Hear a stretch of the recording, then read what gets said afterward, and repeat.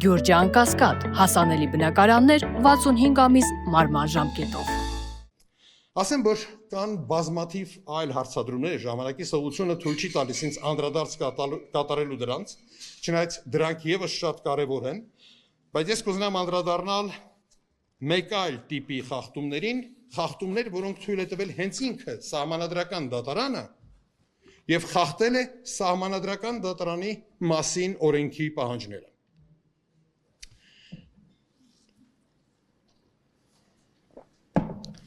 Մեր դիմումը սահմանադրական դատարան մենք ներկայացրել էինք 21 թվականին, նոյեմբեր ամսին։ Անցել է 3.5 տարի։ Օրենքը ունի հստակ դրույթ, քանի ամսում կարող է սահմանադրական դատարանը քննել այդ հարցը։ Որպես կանոն 6 ամսում,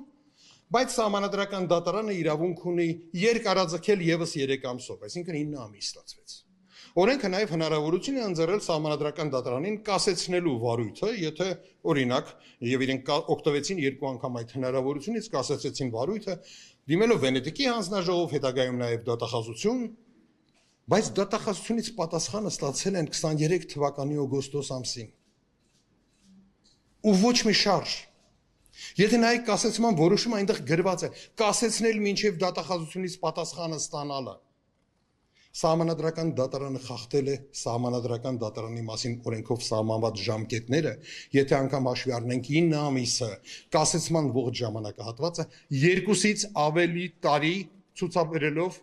անգործություն։ Սա ինքնին արդեն լուրջ իրավական խախտում է, բայց բացի այդ կա մեկ այլ ոչ պակաս կարևոր խախտում։ Ես ուղղակի կմեջբերեմ օրենքից։ Իրավական ակտի սահմանադրականությունը որոշելիս սահմանադրական դատարանը գնահատում է ինչպես այդ ակտը, այդպես էլ ձևավորված իրավակիրառական պրակտիկան։ Սահմանադրական դատարանը դա չարեց։ Նա ստացավ նյութեր դատախազությունից, նա ստացավ նյութեր դատարաններից եւ վերջին օրը որոշեց դրանք հետ վերադարձնել չհամարելով գործի նյութեր։ Շատերի մոտ իհարկե հարց կծագի, թե ինչու այդպես արեց սահմանադրական դատարանը, ինչու այդ օրենքի շատ հստակ պահանջը անտեսեց։ Մենք մեր դիմումում շատ չէինք կարող դրանց վրա հղում անել, որտեղ 21 թվականի նոյեմբերին դեռևս դատական պրակտիկա չկար։ Բայց հիմա կար եւ սահմանադրական դատարանը դա ստացել էր։ Կարծում եմ պատասխանը շատ պարզ է։ Եթե անդրադառնային դատական պրակտիկային, այլ երկ չունեին, քան Տոդորովի գործի ստանդարտները կիրառել իրավակիրառ պրակտիկայի նկատմամբ եւ համարել իրավակիրառ պրակտիկան հակասահմանադրական։ Իսկ այսպես շատ տարօրինակ որոշում կայացեց, ամեն ինչը սահմանադրական է, եթե այսպես մեկնաբանվի, այսինքն հարցը թողեցին դատախազության դաշտում, որ դատախազությունը պատշաճ իրավագիտակցություն ցուցաբերի եւ կարողանա ճիշտ կատարել սահմանադրական դատարանի որոշումը։ Սա կարծում եմ Սահմանադրական դատարանի երկրորդ կոպիտ սխալն էր։ Այժմ եզրափակեմ։ Սահմանադրական դատարանի որոշումը չնայած պարունակում էր դրական տարրեր, չի անդրադարձել մի շարք կարևոր հարցերի եւ այդ հարցերը մի օր տուժած անձանց գանգատով կհայտնվեն նույն սահմանադրական դատարանում կամ մարդու իրավունքների եվրոպական դատարանում։ Եթե նախկինում օրենքը թույլ է տալիս այն մեկնաբանել, որ 2-ին գումարած 2 հավասար է 100-ի,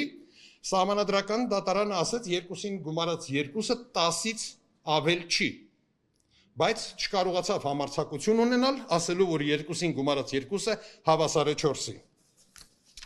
Արդյունքում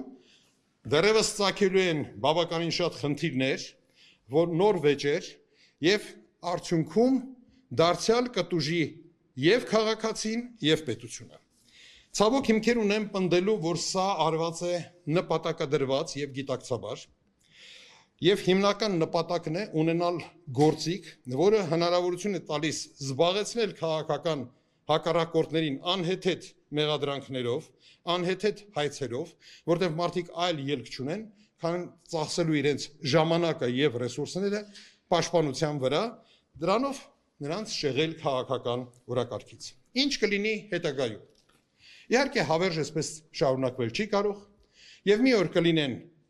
վճռներ, որով բռնականցված գույքը այն դեպքերում, երբ խախտվեն այն սկզբունքները, որոնց մասին ես խոսեցի եւ որոնք արդեն